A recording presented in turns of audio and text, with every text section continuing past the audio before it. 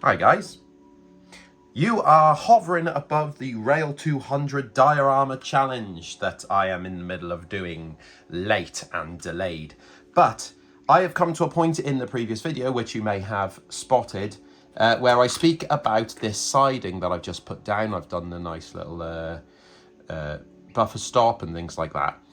And I want to put a van on it. Now, I've got this wooden GWR van, which will sit here. And the idea is, if you can see this here, I'm going to have it so the track ends here, obviously. And this is just overgrown, like they've taken the track up. So this is going to be stuck here and it's going to be wasted. So I, this week, want to actually do a job on that one.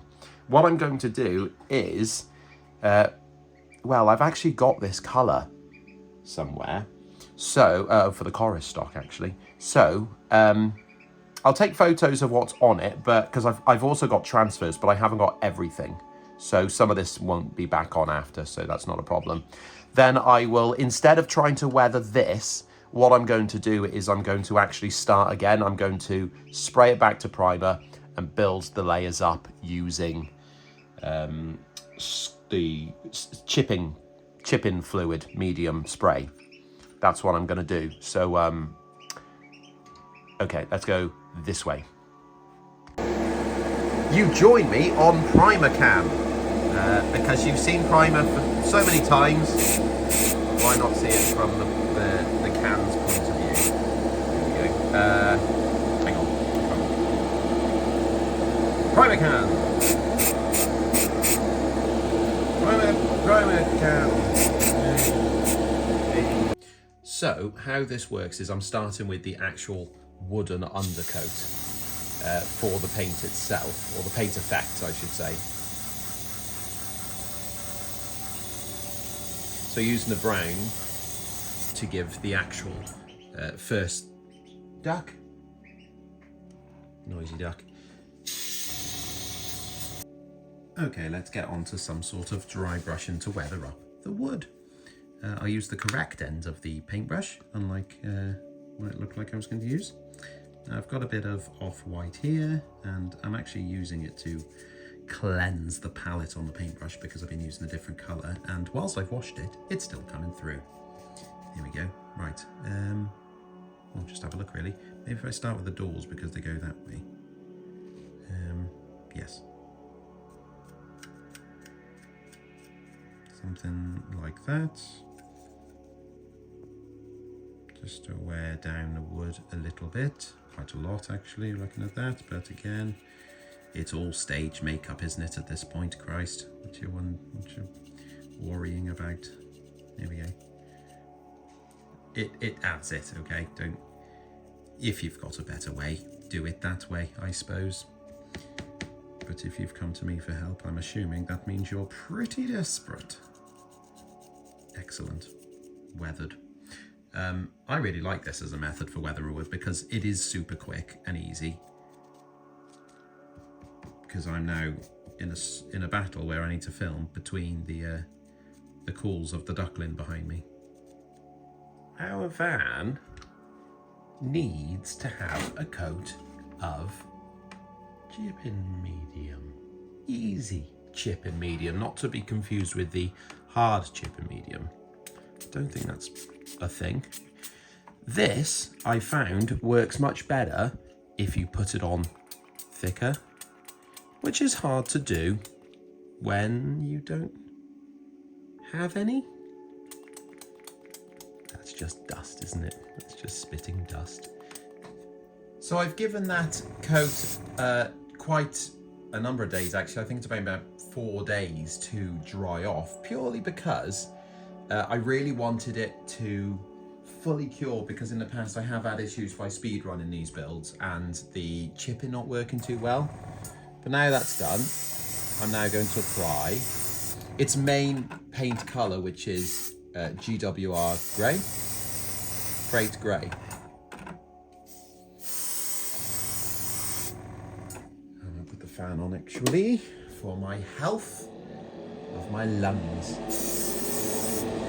I'm going to put it on quite thinly and work along in coats, because I don't want to lose any of that detail on the planking and things like that.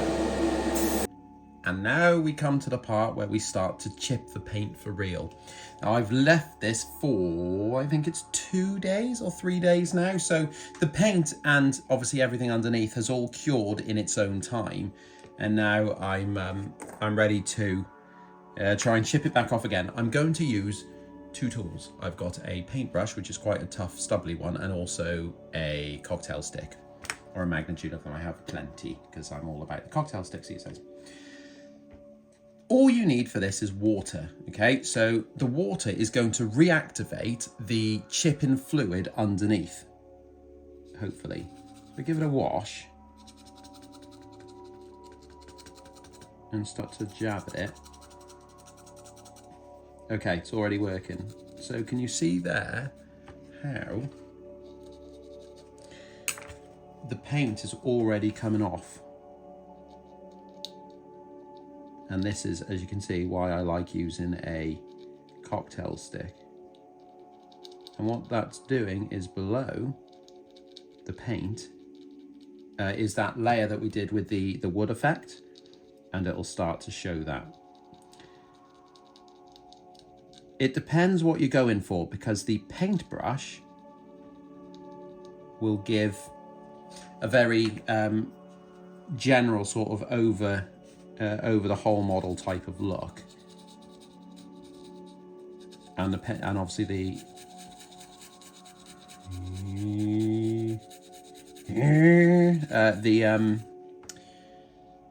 it is starting. There you go.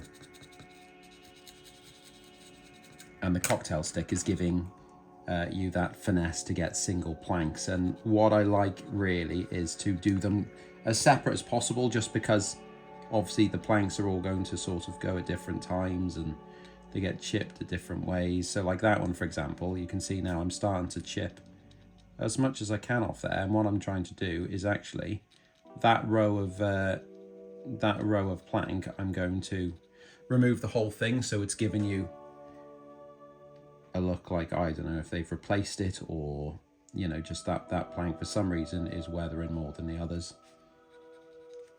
Yeah. And then some of the others just need a bit more of a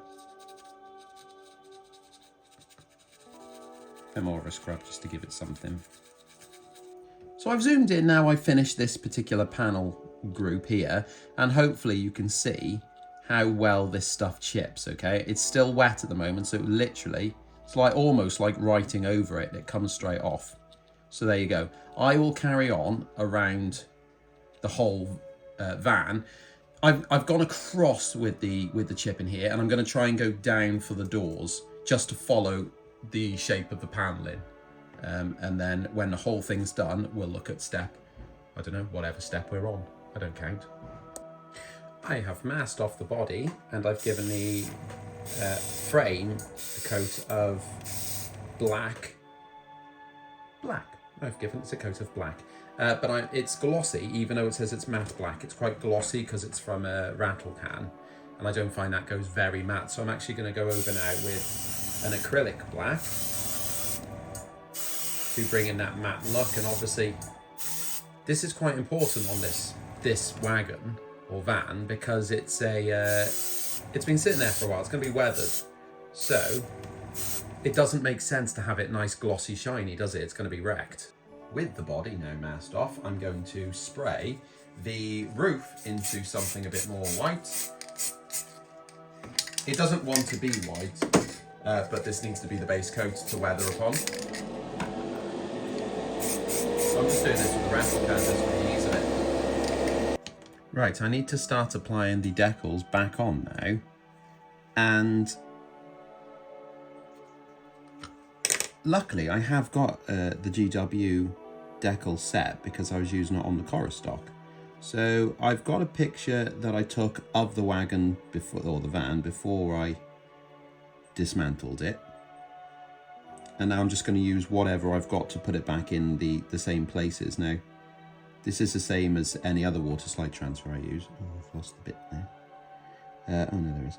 But what I'm going to do is, hang on, I'm picking like, oh, there we go, tiny bit of G. because I couldn't paint chip decals, I had to put them on after. What I'm going to do is I'm going to use the same colours underneath, the grey and the brown, and chip away at it with paint on top instead. All the decals are on now, and there's not that many, but you can see how I've used paint just to blend them in. That'll look more subtle in the final process of this. I also started to look at the roof, and I didn't actually film it because I didn't think it was going to be much of an impact, but actually I really quite like it. All I did was put some black paint, get some tissue paper that's folded up, and just wipe it across.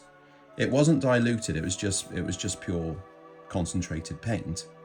But I think that's actually a really nice start to the weathering process, which is obviously just like a wash, a black wash.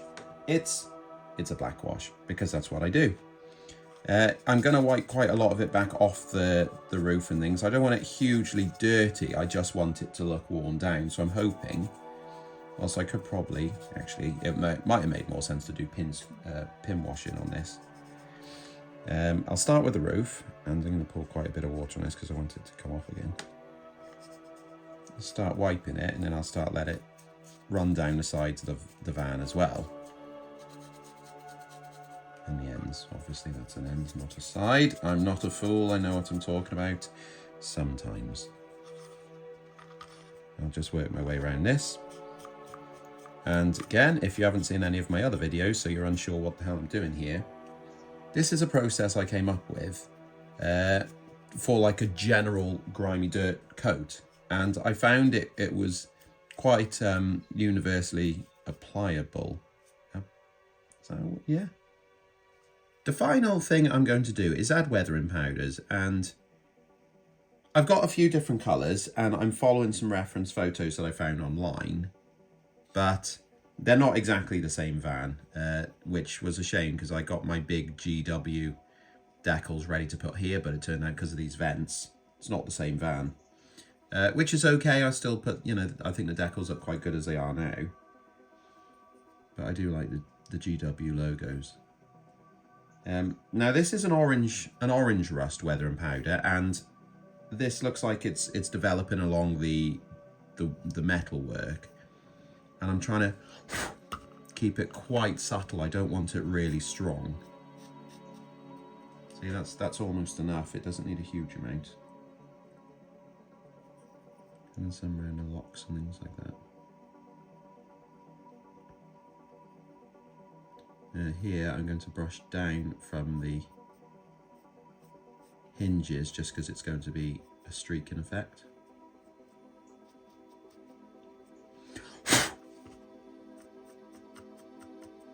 Something like that. This isn't the only colour. I'll probably wrap it up now and put some actual traditional like brownie rust colour and some greens and whites and things like that along the chassis. Again, just following reference photos where it would build up. Remember, this thing is actually going to be stuck in that siding, and it looks like it's been there for quite a while because obviously they've run over the they've gone over the track, so it can't leave. So it should have quite a bit of greenery on it as well growing. So I'll do that with the green powders as well, and then we'll come back and we'll see how it looks. Right, I think that's it. I think the van is done, and whilst I add a little bit of glue to the wheels, because this is going to sit here forever, hopefully you can see, there you go, somewhere there. Hopefully you can see that is now going to finish that part of the layout off, because I don't really want to put too much around that area. I've still got quite a lot of details to put in, and I think next week is going to be the last push. Obviously I've got the crane over there to paint up. I've got fences and things that I can't remember, I think I did show very early on in the build, that need to be made and painted.